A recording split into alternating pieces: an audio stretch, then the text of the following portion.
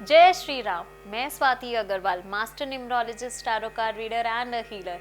आज आपके लिए काफ़ी इंटरेस्टिंग टॉपिक लाई हूँ, पार्टनरशिप। ऐसे कौन से नंबर्स हैं जिनको पार्टनरशिप नहीं करना चाहिए। अगर पार्टनरशिप में आ भी गए हैं तो बहुत अनबन बनेगी। आज हम अच्छे से डिस्कस करेंगे कि कौन से कॉम्बिनेशन आपके लिए अच्छे नहीं हो।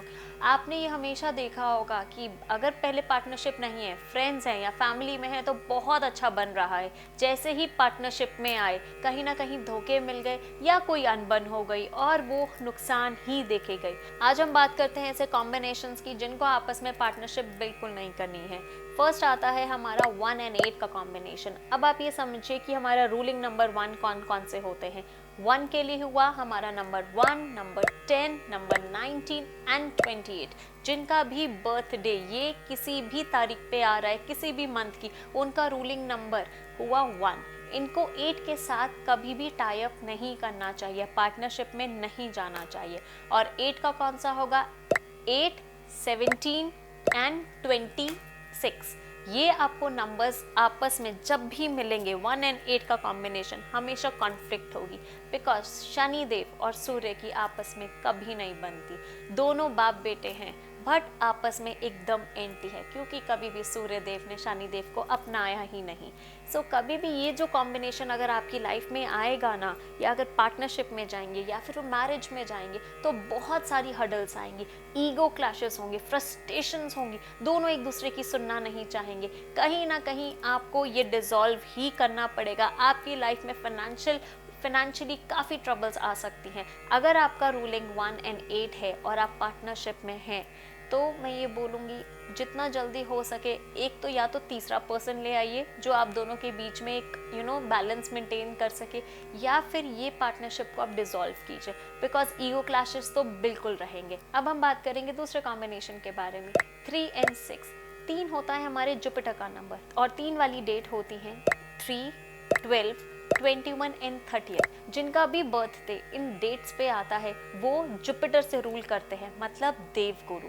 देवगुरु कहीं ना कहीं काफ़ी ज्ञान देने वाले होते हैं। ये कहीं ना कहीं आपको बहुत इंटेलिजेंट मिलेंगे। इनका सोचने का तरीका बहुत डिफरेंट है। अब आता है 6 नंबर। जो 6 नंबर है वो हमारा बनता है 6 से, 15 से या 24 से। जिनका भी बर्थडे इन 3 डेट्स पे आता है वो रूल करते हैं दैत्य गुरु 6 नंबर से।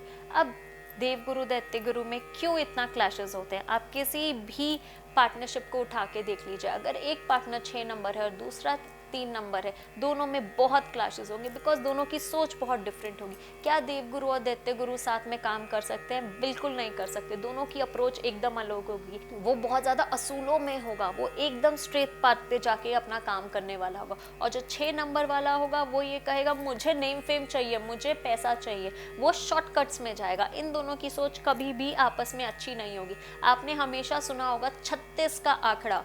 हमने कभी नहीं सोचा कि 36 का आंकड़ा क्या होता है। 3 और 6 जब भी ये दोनों नंबर सामने में आते हैं ना, तो 36 का आंकड़ा बनता है, मतलब क्लैश होगा ही होगा। अगर ये पार्टनरशिप में या फिर ये रिलेशनशिप में इनके थॉट प्रोसेस कभी मैच नहीं करेंगे और इनमें अनबन हमेशा बनी रहेगी। अनबन के कारण क्या होगा? आपका फाइनेंशियल लॉसेस होंगे। और अब तीसरे कॉम्बिनेशन की बात करते हैं, आता है 4 and 7। 4 and 7 Rahu and Ketu. Rahu and Ketu अगर हम कुंडली में भी देखते हैं ना, हमेशा एक दूसरे से ऑपोजिट होते हैं, कभी भी साथ नहीं होते। अगर ये दो कॉम्बिनेशन आपके साथ आ रहे हैं आपकी डेट ऑफ बर्थ में, दो पार्टनर्स की डेट में, तो ये लोग एक दूसरे में फ्रस्ट्रेशंस बहुत ज़्यादा पैदा करेंगे। क्योंकि राहु क्या है? सर है, वो दिमाग से सोचेगा, वो प्रैक्टिकल अप्रोच बहुत रखेगा। और जो केतु है वो दिल से सोचेगा, उसके लिए इमोशंस बहुत मैटर करेंगे। कहीं ना कहीं केतु को राहु हावी कर जाएगा और राहु के कारण, ये 4 और 7 के नंबर के कारण, ये दोनों आपस में रिलेशन मेंटेन नहीं कर पाएंगे। तो ये 3 कॉम्बिनेशंस ऐसे हैं जिनका आपने हमेशा ख्याल रखना है। पहला 1 and 8, 3 and 6, 4 and 7। आप ये हमेशा अपनी लाइफ में ध्यान रखिएगा कि कभी भी पार्टनरशिप में जा रहे हैं तो इन नंबर्स का आपने ख्याल रखना है। अब आता है बोनस पॉइंट। अब हम ऐसा एक नंबर डिस्कस करेंगे जो कभी भी पार्टनरशिप के लिए अच्छा नहीं है। अगर आपके डेट ऑफ बर्थ में 777 बहुत ज़्यादा है तो ये लोग पार्टनरशिप के लिए नहीं बने हैं। बिल्कुल नहीं बने हैं। चाहे आपका रूलिंग नंबर 7 है या सम करके डेट ऑफ बर्थ का जो हमारा डेस्टिनी होता है वो 7 है, या हमारा ईयर 1977, या हमारा मंथ 7 है, जितना 7 है, जितना किसी की डेट ऑफ बर्थ में 7 होता है ना, उन लोगों को मैं कभी भी रिकमेंड नहीं करूंगी कि वो पार्टनरशिप में जाए। बिकॉज 7 नंबर क्या है, केतु, दिल से सोचते हैं, इतना प्रैक्टिकली नहीं कर पाते, दुनिया पे विश्वास करेंगे धोखा खाएंगे, इनको धोखा मिलेगा ही मिलेगा। सो 7 नंबर्स आर द नंबर्स जिनको कभी भी पार्टनरशिप में नहीं जाना चाहिए। इनको हमेशा अपने दिल की सुननी चाहिए, जो काम कर सको अपने आप अकेला करो।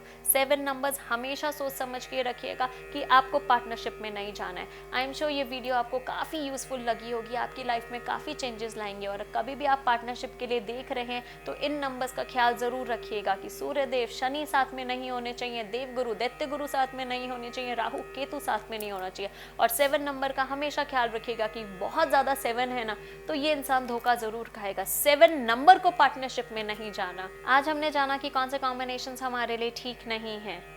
जय श्री राम।